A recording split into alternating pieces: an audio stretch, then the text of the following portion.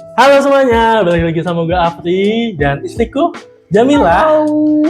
Dan kita balik lagi di 30 hari keuangan, diskusi keuangan. Jadi 30 hari diskusi keuangan gitu. Nah, hari ke-14 di mana ini adalah halfway dari 30 hari kita dan kita menyelesaikan Defense Week gitu ya. Kita menyelesaikan perjalanan kita untuk defense nih gitu, yang udah banyak banget kita bahas ya di 7 hari terakhir. Mungkin dari Dede sendiri, mungkin apa nih yang kerasa nih dari 2 minggu ini? Ya, dari 2 minggu ini tuh kalau di minggu pertama aku sih ngerasa ya agak berat ya. Karena di minggu pertama kita bahas soal mindset ya Coach ya. Mindset. Kayak mindset, terus apa lagi ya selain mindset? Oke, jadi yang awalnya sebenarnya mindset yang kita pelajarin itu adalah mindset yang awalnya kita nggak tahu atau kita ignore, ketahuan menjadi aware atau kesadaran. Mungkin kita walk through sedikit ya untuk week 1. Pertama itu kita tahu bahwa yang penting itu bukan gaji. Gitu. Karena kalau misalnya gaji lu berapa gitu kan ya biasanya kan. Gaji lu pasti gitu. Udah 2 digit belum? Nah, sebenarnya gaji itu nggak terlalu penting. Oh iya. Tapi lebih penting namanya net worth. Ya, percuma gaji kita gede kalau penguatan kita gede. Betul. Gitu. Percuma gaji kita gede kalau kita nggak punya apa-apa. Gitu. Sehingga kita harus punya, percuma kalau kita asetnya banyak tapi utang kita juga banyak. Ya betul, gitu. betul. Sehingga kita harus paham itu net worth. Gitu. Jadi net worth itu aset dikurang utang, jadi kekayaan bersih kita. Itu yang pertama. Kedua, budgeting. Budgeting itu bukan sesuatu yang kaku. Gitu. Jadi kalau misalnya ada orang bilang budgeting 50, 30, 20, kalau nggak kayak gitu ngaco. Nah, itu orang-orang yang keras kepala, itu yang kaku. Bahwa setiap orang itu budgetingnya beda-beda tergantung kemampuannya masing-masing. Yang penting apa? Yang penting kita harus evaluasi terus-menerus. Tiap bulan kita evaluasi nih gitu kan. Duit kita udah nambah apa belum, aset kita udah nambah apa belum gitu. Jadi bukan masalah angka yang tetap, tapi kita harus terus-terusan improve gitu. Good. Yang ketiga, hemat. Itu keren. Gitu kan. Jadi kita belajar hemat itu keren. Jadi nggak semuanya harus kita foya-foyakan. Oh gitu ya. Jadi kita harus pay yourself first. Apa artinya? Pay yourself first. Ya.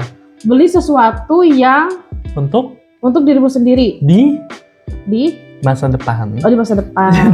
Jadi jangan beli untuk diri kita sendiri sekarang, namanya healing. Ya, jangan kebanyakan healing. Kita harus kita punya masa depan itu yang kita harus bayar. Ya, jadi harus mulai gitu. Itu buat minggu pertama kita kenalan dulu nih sama kondisi keuangan kita sendiri, kita jujur sama kondisi keuangan kita sendiri. Itu minggu pertama. Oke, minggu kedua apa yang Dede dapetin nih dari minggu kedua? Oke, kalau minggu kedua sih menurut aku ini lumayan kita kayak lagi perang nih gitu ya kan. Lagi perang. Karena apa gitu ya, kita bahas di sini kemarin itu Slik OJK.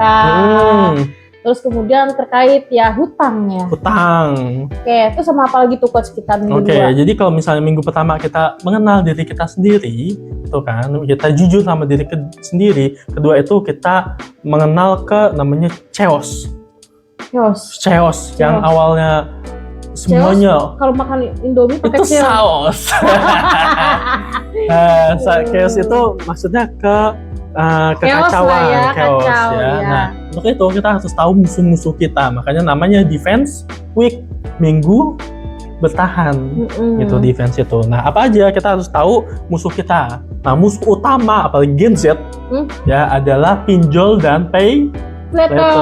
Itu musuh utama sekali tuh yang kita sudah ngobrolin di pertemuan sebelumnya, itu yang harus kita hindari. Iya, karena emang sekarang itu ya gitu ya, Gen Z kan ya memang kan dia kekinian banget gitu. Jadi ibarat kata ya HP semisal baru beli 3 bulan lalu, terus kemudian keluar yang terbaru jadi pengen lagi gitu ya. Dan wajar sih ketika Gen Z tantangannya itu di hutang atau apa tadi? Pay later dan pinjol. Karena memang mudah banget sekarang itu kalau mau pinjam. Kalau dulu kan harus gosok lutut dulu sambil bilang apa kabar, kok sekarang makin cantik aja. Gitu kan. Kalau dulu kan harus kayak gitu dulu, ketemu langsung lagi gitu ya. Nah kalau sekarang ya kita di rumah gitu ya, cukup klik aja, orang lain bahkan nggak tahu juga gitu. Jadi ya lebih dalam tanda kutip gitu ya, lebih membuat kita kayak nggak malu karena kita nggak tahu, orang lain nggak tahu kalau kita punya utang. Mudah sekali untuk kita berutang dan itu yang harus kita hindari bareng-bareng karena itu bakal ngaruh ke slip OJK kita dan sebagainya gitu. Itu yang pertama.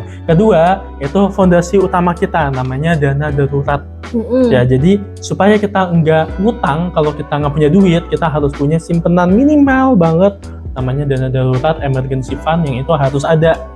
Jadi kalau ada apa-apa, amit-amit, kalau misalnya kita masuk rumah sakit atau kita di PHK nggak punya duit atau kita harus bayar servis mobil, kita ada duitnya dan kita nggak kepinjol, gitu. Jadi level pertama banget kita harus nyiapin dana darurat dan tiap-tiap orang beda-beda, tergantung sama statusnya. Ada yang dia itu banyak, ada dia itu sedikit, tergantung berapa tanggung jawabnya. Ya kalau tanggung jawabnya banyak, berarti dana daruratnya harus banyak. Kalau dia cuma sendiri, cuma single, itu kan berarti ya 3 bulan aja cukup. 3 bulan ke depan. 3 bulan aja ke depan cukup. Itu. Terus yang ketiga ada utang produktif, ada utang konsumtif. Yang bagus itu kita harus memperbanyak utang produktif dong. Iya betul. Jadi harus memperbanyak utang produktif yang aset kita bertambah gitu. Sehingga salah satunya adalah utang akad rumah KPR. Gitu. Itu utang produktif yang apalagi kalau misalnya teman-teman pintar ya bisa beli rumah-rumah di tempat-tempat yang secara harganya strategis dan cepat tuh naiknya. Ya apalagi kalau wilayah-wilayah sunrise gitu kan. Iya, lagi proses. Kalau yang sekarang bagus di mana tuh sunrise itu? Sebetulnya sih beberapa titik di Jabodetabek juga saat ini memang sedang progres gitu ya. Cuma kalau semisal teman-teman kalau memang tahu di sana memang akan dibangun tol, segera beli di wilayah situ kayak di area Bojonggede gitu kan. Itu kan mohon maaf gitu ya. Dulu kan terkesannya area Bojonggede itu area jin buang anak gitu kan. Tapi malah sekarang gitu ya progresnya luar biasa banget gitu. Lumayan lah ya, infrastrukturnya kan sekarang disupport juga sama dan harganya naik cepat di situ. Betul, dulu tuh harganya murah banget, 2020 tuh 200 jutaan. Kalau sekarang tuh udah mulai di range-nya aja ya gitu, range-nya aja itu 400-500 jutaan. Itu dalam kurun waktu 5 tahun udah 2 kali lipat. 5 tahunan gitu, 5 tahunan ini aja 2025 kan baru setengah tahun gitu ya, udah segituan gitu. Ada juga area-area tempat lainnya gitu ya, tapi yang memang disorot banget tuh area Bojonggede sih sekarang yang lumayan gitu. Gitu sih. Jadi utang produktif. Kalau kita mau kaya kita harus utang, tapi utangnya harus utang produktif, jangan utang konsumtif. Gitu. Itu buat minggu kedua ya. Jadi defense week dimana kita tahu nih musuh-musuh kita namanya utang.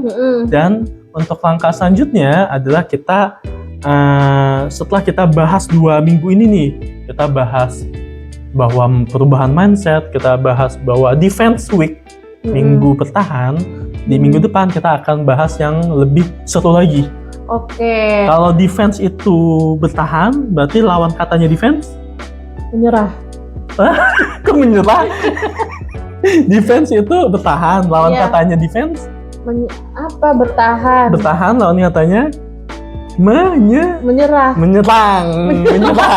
Masa menyerah gitu. Kita menyerang, kita masuk ke week 3 itu offense week atau week menyerang. Yang ini nanti bakal seru banget karena kita bakal ngebahas investasi dan supaya bisa lebih cepat kita kaya. Dimana Gen Z itu hidup muda foya-foya, tua kaya raya, mati masuk surga.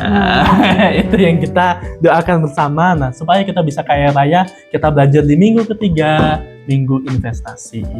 Gitu. Bakal penasaran? Penasaran banget. Apa ya kira-kira teman-teman Jangan lupa dinyalakan tombol notifikasinya supaya teman-teman di saat mungkin lagi hektik di kantor muncul nanti ting gitu ya notifikasi, sehingga teman-teman nggak kelewat video yang akan datang. Tuh, dan jangan lupa seperti biasa kalau misalnya teman-teman merasa video ini bermanfaat, boleh diklik tombol like dan komen apa-apa aja yang dipelajari di 14 hari ini, apa aja yang paling wow momen di 14 hari ini, dan jangan lupa subscribe untuk nggak ketinggalan video-video kita selanjutnya. Gitu aja buat hari ini. Makasih yang udah nonton sampai detik ini di 14 hari ini. Semoga kita bisa memberikan manfaat lebih banyak ya buat teman-teman semua. Gitu. Sekian buat hari ini, kita ketemu lagi besok. Bye.